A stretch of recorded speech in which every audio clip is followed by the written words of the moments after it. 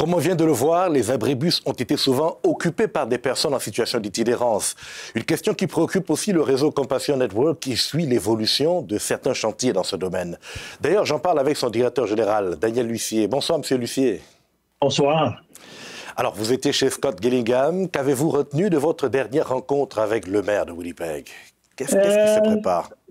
Oui, écoute, ça fait plusieurs semaines qu'on entend publiquement que le maire cherche à développer un plan concerté, une continuation peut-être d'un plan concerté où il a lancé un peu, comme il dit malheureusement en anglais, all hands on deck, pour aider un peu à faire du chemin dans une question prioritaire, évidemment, pour la ville.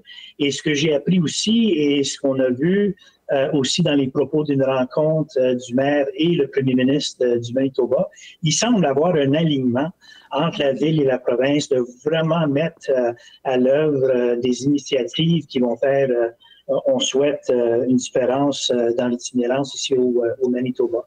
Alors nous, on cherche à comprendre un peu où s'en va ce projet-là pour ensuite trouver des façons d'appuyer là où on peut, comme réseau ici à Saint-Boniface. Alors, quand vous dites qu'il semble y avoir un alignement, c'est ce que vous avez appelé dans une publication une forte harmonisation entre la ville et le gouvernement provincial qui suscitera l'élan et de l'action.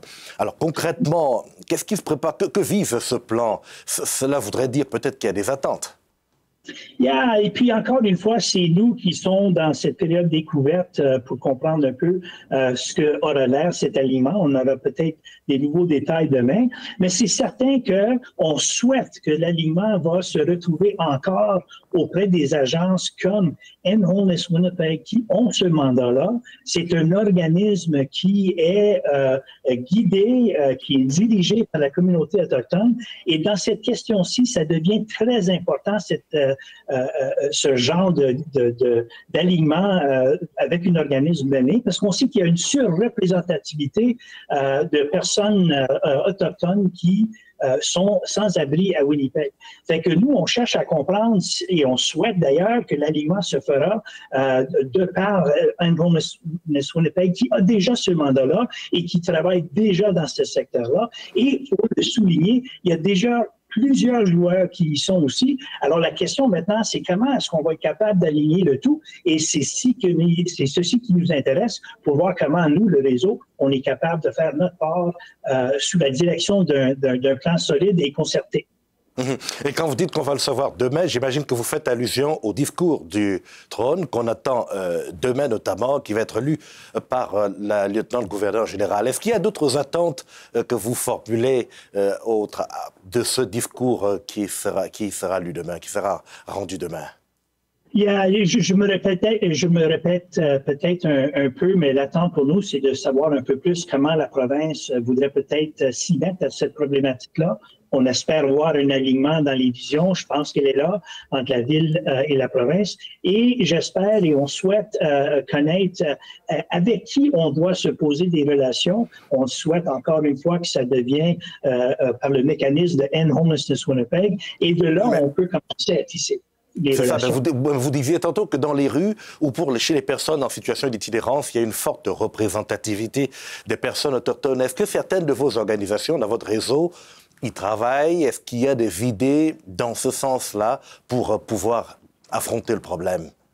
Oui, mais on travaille, certains organismes ont des morceaux d'appui. Il y a des programmes et des services, mais nous, on veut voir comment s'insérer dans une approche qui est vraiment dirigée encore et menée par la communauté autochtone, parce que c'est là où on veut assurer que tout ce qui se fait dans cet espace-ci se fait de façon où les programmes et services sont culturellement sécuritaires.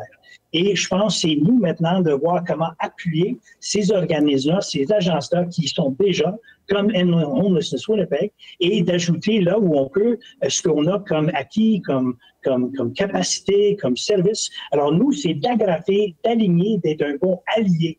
Alors on pense que nos organismes ont certaines choses à apporter à la table, mais on veut faire certains qu'on fait ça d'une façon alignée, encore une fois, avec une vision très claire de la ville, de la province, et alignée surtout envers un leadership qui vient de la communauté autochtone. Alors, très rapidement, est-ce que vous prenez en compte que c'est un problème de logement à la base, en fait? Oh, ben, écoute, à la base, oui, mais c'est pas simplement l'habitation qui est le logement qui prime, c'est les logements et les services connexes pour assurer que ceux qui se retrouvent finalement dans un logement ont l'appui nécessaire, peu importe leur situation, pour bien démarrer une nouvelle piste dans leur vie. Mais écoute, c'est ça, le logement est principal, mais ce n'est pas juste une question de logement et services. On verra donc si l'avenir va combler vos attentes. Daniel Lussier, merci beaucoup. Merci à vous. Au revoir.